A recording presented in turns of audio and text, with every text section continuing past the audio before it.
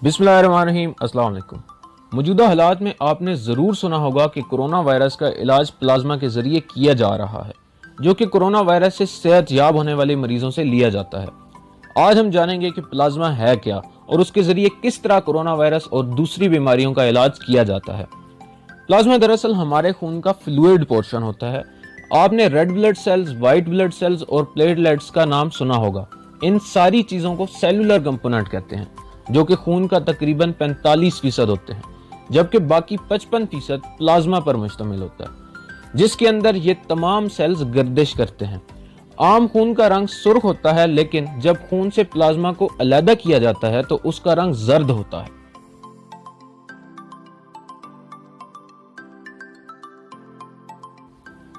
जब भी कोई वायरस या बैक्टीरिया हमारे जिस्म में दाखिल होता है तो हमारा मुदाफ़ती निज़ाम यानी इम्यून सिस्टम उस वायरस या बैक्टीरिया की शनाख्त करता है और उसके खिलाफ लड़ना शुरू हो जाता है। हमारे इम्यून सिस्टम के अंदर एक किस्म के सेल मौजूद होते हैं जिन्हें बी लिम्फोसाइट कहते हैं। ये उस वायरस या बैक्टीरिया के खिलाफ लड़ने के लिए एंटीबॉडीज बनाते हैं, यानी एंटीबॉडीज उस वायरस या बैक्टीरिया से लड़ने का एक हथियार होते हैं। एंटीबॉडीज का दूसरा नाम इम्यूनोग्लोबुलिन्स है। अगर एक इंसान का मुदाफ़ती निज़ाम यानी कि इम्यून सिस्टम सेहतमंद है और वो ज़्यादा मिकदार के अंदर एंटीबॉडीज़ बना सकता है तो उतनी जल्दी हमारा जिस्म इन जरासीम को ख़त्म कर देता है।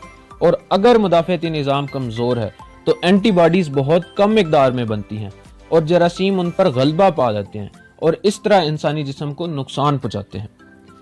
ये एंटीबॉडीज़ हर जरासीम के लिए अलग अलग होती हैं, यानी इबोला वायरस और कोरोना वायरस के लिए अलग-अलग एंटीबॉडीज होंगी जो कि उनको खत्म करेंगी। जब एक इंसान का इम्यून सिस्टम जरासीम को मुकम्मल तौर पर खत्म कर दे तो इंसान ठीक हो जाता है और इसके बाद वो एंटीबॉडीज उसके प्लाज्मा के अंदर मौजूद रहती हैं। यानी अगर बाद में जब कभी भी वही जरासीम जिस्म में दाखिल होगा तो उसके खिलाफ पहले से बनी हुई एंटीबॉडीज उसे खत्म कर देती हैं। अब इन्हीं एंटीबॉडीज को प्लाज्मा के जरिए एक बीमार इंसान के अंदर मुंतकिल किया जाता है ताकि वो जल्द ठीक हो सके और जरासीम जिस्म को ज्यादा मुतासिर ना कर सके। इसे कन्वेलेसेंट प्लाज्मा थेरेपी कहते हैं। कन्वेलेसेंट प्लाज्मा का मतलब है कि उस शख्स से लिया गया प्लाज्मा जो कि बीमारी से मुकम्मल तौर पर ठीक हो चुका है। ये जानने से पहले कि प्लाज्मा किस तरह डोनेट करते हैं, पहले ये जानते हैं कि कौन सा शख्स प्लाज्मा डोनेट कर सकता है। इसके लिए ज़रूरी है कि इस बात की तस्दीक की जाए कि डोनर उस बीमारी में मुब्तला हुआ भी था या नहीं। इसके लिए तस्दीक शुदा लेबॉरेटरी की रिपोर्ट होना ज़रूरी है और दूसरा ये कि डोनर मुकम्मल तौर पर सेहतयाब हो चुका हो और उस बीमारी की कोई अलामत बाकी ना हो और ठीक होने के कम से कम 14 दिनों के बाद वो शख्स प्लाज्मा डोनेट कर सकता है। इसके अलावा डोनर किसी दूसरी बीमारी जैसा कि HIV, सिफिलिस या फिर हेपेटाइटिस B-C का शिकार भी ना हो। इन सारी बीमारियों के टेस्ट प्लाज्मा डोनेट करने से पहले करवाए जाते हैं। यह भी जरूरी है कि डोनर और मरीज दोनों का ब्लड ग्रुप एक जैसा होना चाहिए।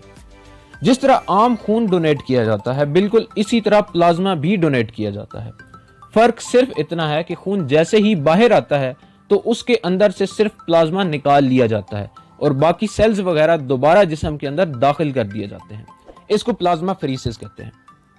प्लाज्मा थेरेपी कोई नया इलाज नहीं है, बल्कि कोरोना वायरस से पहले भी दीगर बीमारियों जैसा कि सार्स, H1N1 यानी कि स्वाइन फ्लू, H6N1 यानी बर्ड फ्लू और इबोला वायरस जैसी बीमारियों के लिए इस्तेमाल किया जा चुका है। कुछ लोगों का यह गलत ख्याल है कि प्लाज्मा डोनेट करने से वो दोबारा कोरोना वायरस में मुब्तला हो सकते हैं, जबकि ऐसा नहीं है।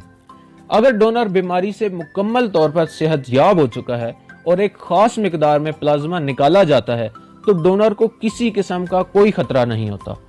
इसके अलावा अभी तक कोरोना वायरस के खून के जरिए फैलने के कोई शवाहिद नहीं मिले, इसलिए प्लाज्मा डोनेट करना बिल्कुल सेफ है।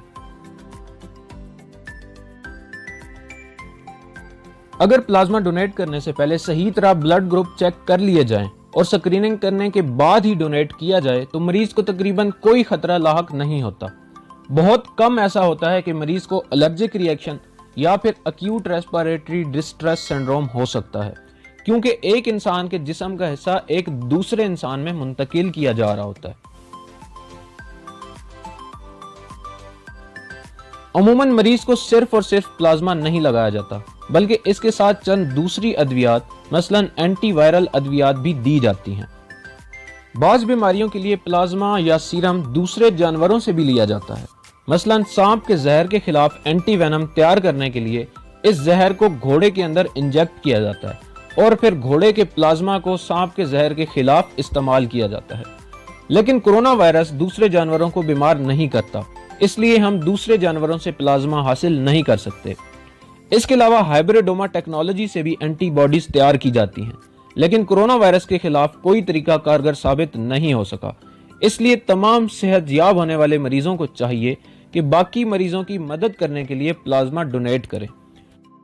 प्लाज्मा का 93% हिस्सा पानी पर मुश्तमिल होता है, जबकि आपकी पानी की कमी 24 से 48 घंटों के अंदर पूरी हो जाती है।